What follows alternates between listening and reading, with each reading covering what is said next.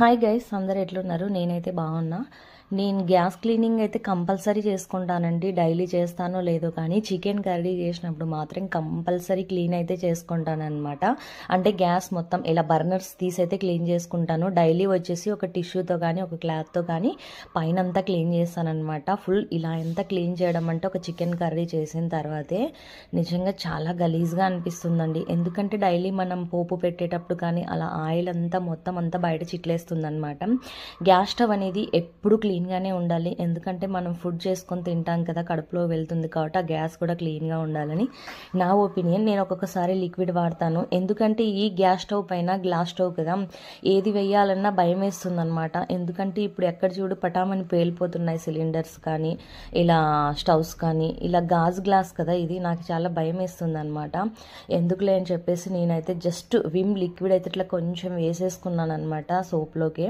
చాలా భయం వేస్తుంటుంది, ఎందుకంటే గాజుది కాబట్టి. స్టీల్ది అయితే ఆ టెన్షనే ఉండదు. ఎవరైనా కొత్త వాళ్ళు సజెషన్ చేస్తే మాత్రం ఖచ్చితంగా స్టీల్ స్టవే తీసుకోండి. ఇలా గ్యాస్ది అయితే గ్లాస్ది అయితే అస్సలు వద్దండి. ఎందుకంటే నాకు దీనిపైన వంట చేస్తున్నప్పుడల్లా చాలా భయం వేస్తుంది అనమాట. కొంచెం హీట్ అయితే చాలండి, గాజు చాలా చాలా అసలు ఎక్కువ పొగలు వచ్చినట్టుగా అనిపిస్తుంది. కొంచెం వాటర్ పడ్డా చాలు పొగ వచ్చేస్తుంది అనమాట అక్కడ.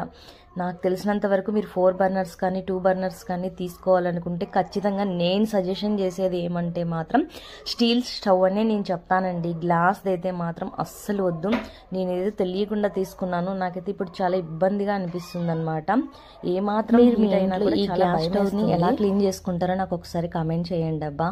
మీ దగ్గర కూడా ఇలాంటి గ్లాస్ స్టవ్ ఉంటే మాత్రం దాన్ని ఎలా క్లీన్ చేసుకుంటారని చెప్పేసేయండి.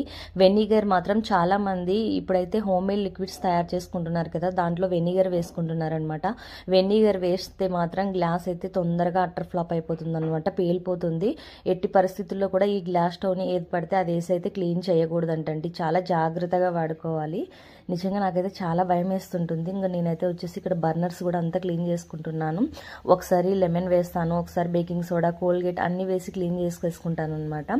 ఇవాళ అయితే ఈ లిక్విడ్తో క్లీన్ చేస్తున్నాను. చేసి ఎండకు పెట్టేసి మొత్తం అంతా దాంట్లో ఉన్న డస్ట్ అయితే ఒక సూదితో అంతా క్లీన్ చేసేస్తాను అనమాట.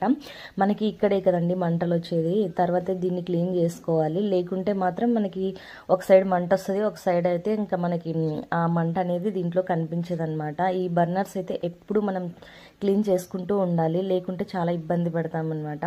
నాకైతే మొత్తానికి ఈ గ్లాస్ స్టవ్ అయితే తీసుకున్నప్పటి నుంచి ఒకటే టెన్షన్ అనమాట.